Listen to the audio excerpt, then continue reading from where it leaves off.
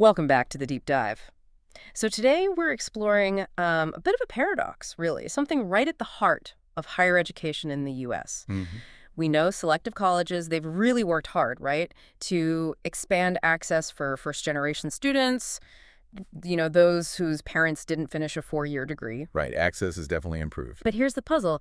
Even when these really capable students get admitted, there's still this performance gap between them and their peers, the continuing generation students. It just persists. Yeah. Why is that? Yeah, that's the big question, isn't it? Hmm. And the research we're digging into today, and it combines like huge amounts of observational data with some really clever experiments. It suggests the main hurdle isn't really ability. It's not even income, mostly. Okay. It's information.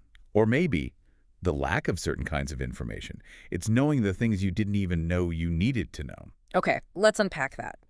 There's this concept that comes up a lot, the hidden curriculum. People talk about it, but what does it actually mean, day to day for a student trying to navigate a big university?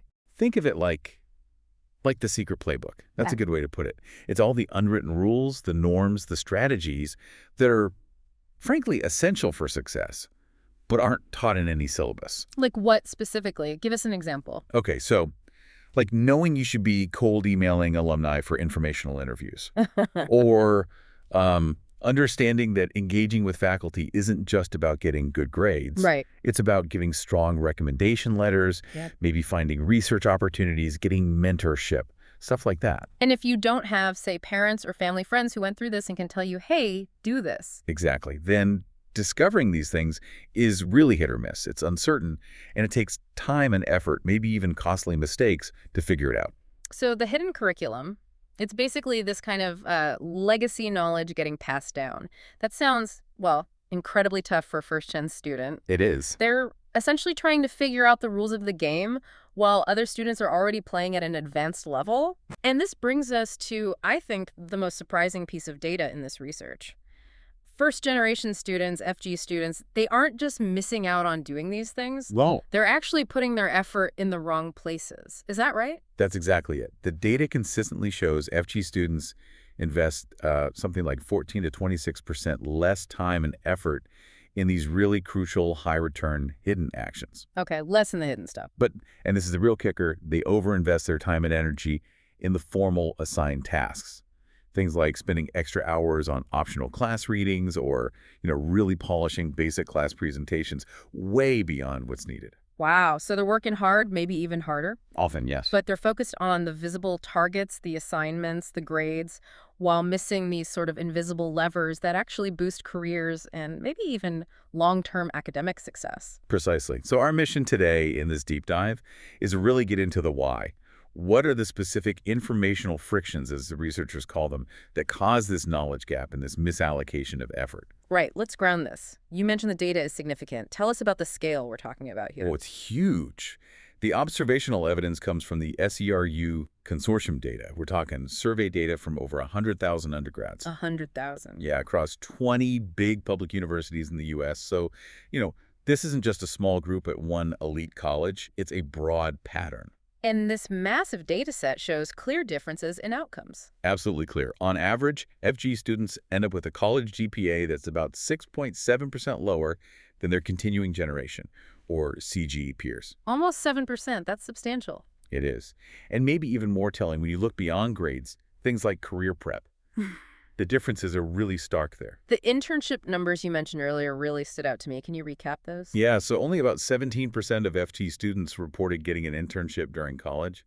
Compare that to around 20% for CG students. Okay, a gap, but maybe not enormous. But wait, when you specifically look at non-credit-bearing internships, the kind you often get through networking, connections, that hidden curriculum stuff, the gap widens significantly. Yeah. It's 17% for FG students versus 26% for CG students. 9 percentage points difference there. That's big. And this holds even after accounting for things like family income or how well they did in high school. Yes, the researchers controlled for a whole host of factors. Family income, parental education, obviously, high school GPA as a proxy for ability, even student preferences.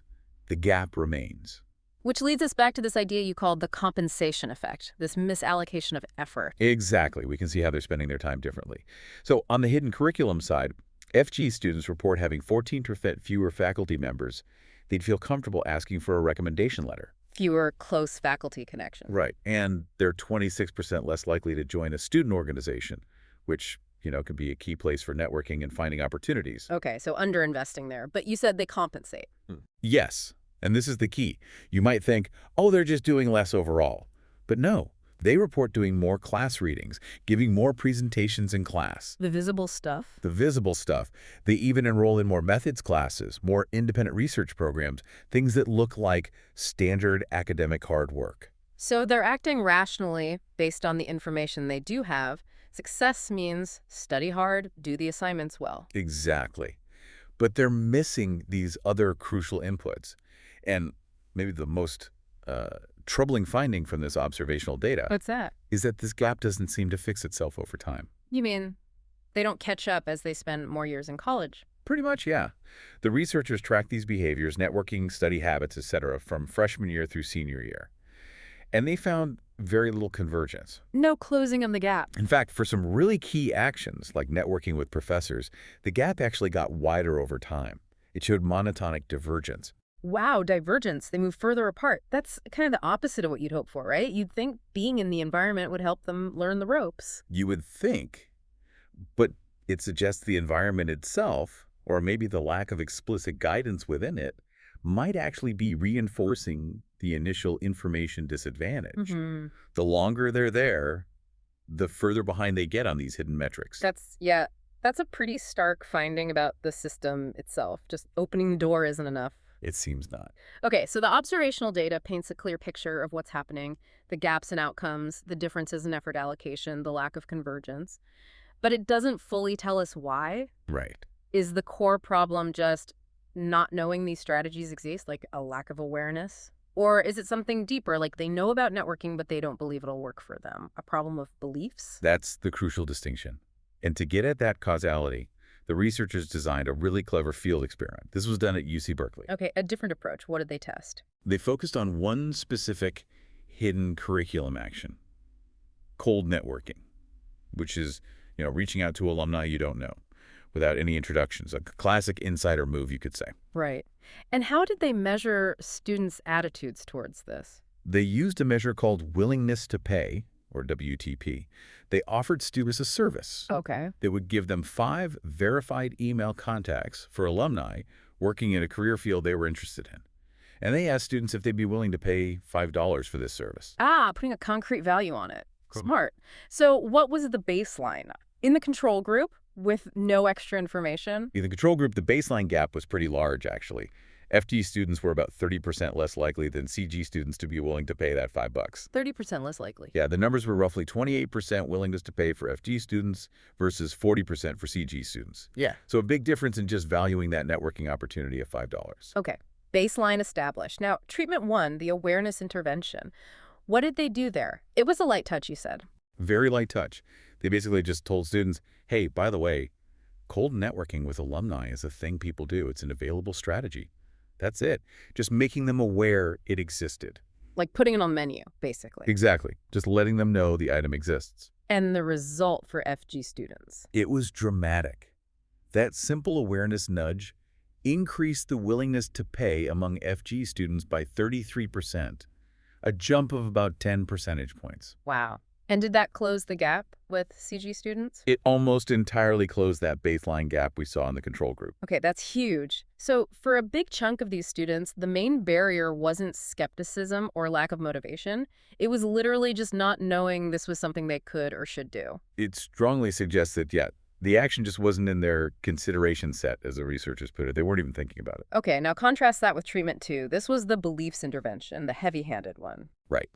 This time, they didn't just say it exists. They gave students explicit information about the value and importance of networking. Things like, stats about how many jobs are filled through referrals, quote, emphasizing its necessity, really trying to boost their belief in the returns to networking. So trying to convince them it's really worth doing? And what effect did that have on the first-generation students? Interestingly, for the main group of FG students, this heavier intervention, it had a positive effect, but it wasn't statistically significant. Not significant. So telling them how great networking is didn't move the needle much, if just knowing it exists was the main issue. It seems that way. You kind of need the awareness first, right? Hmm. It's hard to get excited about the high returns of something if you didn't even know it was a relevant action for you to begin with. Awareness seems to be the prerequisite. That makes sense. But then there's this interesting twist with community college transfer students. Tell us about that. They reacted differently. Yeah, this is a really neat part of the study, what they call heterogeneity. Transfer students are different, right? They've already navigated one college system, Yeah. even if it wasn't a super selective one. So maybe they are aware networking is a thing. Plausibly, yes. And for them, the results flipped. The simple awareness nudge, treatment one, it didn't do much for them. Their willingness to pay didn't change significantly. Okay. But the heavy-handed beliefs intervention, treatment two, the one emphasizing the high returns and necessity at a place like Berkeley that had large, positive, and statistically significant effects on their willingness to pay. Fascinating. So for transfer students, it wasn't about knowing networking exists. It was more about doubting whether it would work for them or be as important at this new elite university. That's the interpretation, yeah. Their friction seemed to be lower subjective beliefs about the returns to networking in this specific, highly selective context. Like, sure, networking mattered at my community college, but does it really work the same way here? Am I qualified enough for this network? Treatment 2 addressed that doubt directly. That distinction is really important. Okay, so we have these two key frictions identified.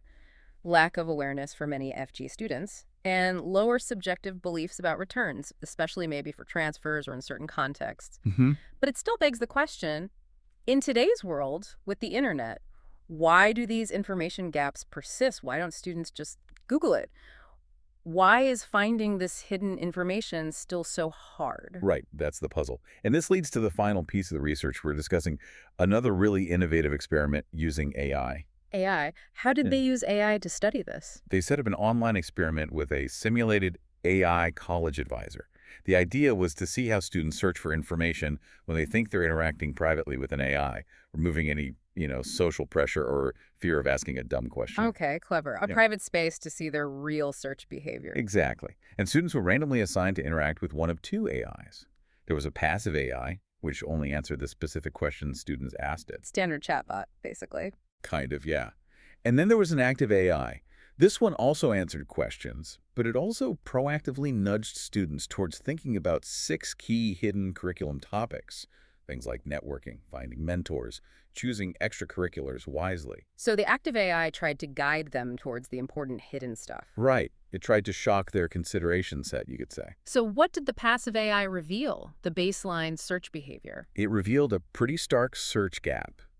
When left to their own devices with the passive AI, FG students directed only about 11% of their questions towards these hidden curriculum topics. Only 11%. And CG students? They asked about those topics more, about 16% of their queries were focused there. Okay, a gap there too. But was it just volume or the type of question? That's critical. The qualitative difference was really telling. FG students tended to ask much more general, sort of foundational questions. Like what? Like, do internships really matter if I'm a history major? Or is networking actually necessary for someone in my field? They were still trying to validate the basic premise. Whereas CG students... Their questions were much more specific, more about execution. Things like, what's the best way to phrase an email asking an alum for coffee? Or which student clubs look best for finance recruiting? They already knew it mattered. They were asking how to do it effectively. They were past the why and onto the how. Exactly. And this difference in search specificity leads to another crucial finding, the follow-up gap. Okay, what's that? So even when the passive AI did give a student some information related to a hidden curriculum topic, maybe in response to a broader question, FG students were significantly less likely to ask a follow-up question on that topic. They didn't dig deeper. Right. Their follow-up rate was only about 25%, whereas CG students, when prompted similarly, followed up almost half the time, a 48% rate. So the FG students hit a sort of informational wall and stopped, while CG students kept probing. It looks that way. Maybe they got a generic answer, weren't sure what specific question to ask next, and the search just petered out. Uncertainty led to disengagement. Which is where the active AI comes in, the one that nudged them. What happened there? That's where things get really interesting. The active AI, by proactively suggesting these hidden curriculum topics and framing the questions for them, dramatically changed the behavior of FG students. How dramatically? Their follow-up rate on these topics absolutely soared. It went from 25% with the passive AI to 75% with the active AI. 75%, that's a huge jump. Massive. And interestingly, the CG follow-up rate also increased to 54%, but the effect was much, much larger for the FG students. So what does that tell us? It's not that they aren't interested or motivated. Exactly. It powerfully suggests the bottleneck isn't a lack of desire to learn or invest effort. The barrier is that initial uncertainty, that lack of knowing what to ask, what to look for. Once that initial fog is cleared, once the AI basically said, here's something important you should maybe ask about, their willingness to engage and learn shot way up. Precisely. They just needed that starting point, that initial nudge to overcome the informational friction. The appetite for learning was clearly there, waiting to be unlocked. Okay, let's try and synthesize this for the listener. We've journeyed through observational data, field experiments, AI simulations. What are the core takeaways here? We seem to have identified two big informational problems. Yeah, I think that's right. First, there's a simple lack of awareness. For many FG students, they just don't know certain high-leverage strategies like cold networking even exist. It's not on their radar. Not on the radar. Second, even when there might be some awareness, there can be lower subjective beliefs about whether these strategies will actually work for them or be worth the effort, especially perhaps in unfamiliar or elite environments. And the real irony, the tragedy almost, is that these are incredibly capable students. They're admitted to selective colleges. They're often working really hard. Absolutely. Pouring effort into the formal curriculum. But they're being systematically held back by these invisible rules, these unwritten requirements for success that others just seem to know. Yeah, the fundamental mismatch is between where they're putting their effort and where the highest rewards are often found. And this mismatch seems driven entirely by unequal access to information. It really highlights how the complexity of the university environment itself can be a barrier. Finding this hidden knowledge is costly. It takes time and social capital that not everyone starts with. Right, and it creates this troubling feedback loop, doesn't it? The students who most need this hidden curriculum knowledge are often the least equipped or positioned to discover it on their own. Which really challenges that whole idea that just getting admitted means you have an equal shot. Access isn't the same as equal opportunity if the rulebook is hidden. Exactly. Equal access doesn't automatically translate into equitable outcomes if the pathway to success relies on navigating this complex, often implicit information landscape. So, thinking about implications, if you're someone working at a university, an administrator, a faculty member, even a mentor, what does this research tell you? Well, I think the biggest takeaway is you absolutely cannot assume students know these things. You can't assume they know the secret playbook exists, let alone how to use it effectively. It needs to be made explicit. It needs to be made visible, yes. And maybe even, in some ways, mandatory. The research suggests just making information available isn't enough, especially if students don't know what to look for or doubt its relevance to them. Institutions need to actively teach the hidden curriculum. In a sense, yes. Acknowledging, as one source put it, that success requires mastery of unwritten rules transmitted through family and social networks, but seldom taught explicitly. We need to be more explicit. Simply opening the door isn't enough if students can't find the light switch inside. That's a powerful image. And maybe a final thought for you, the listener, to consider in your own life or work.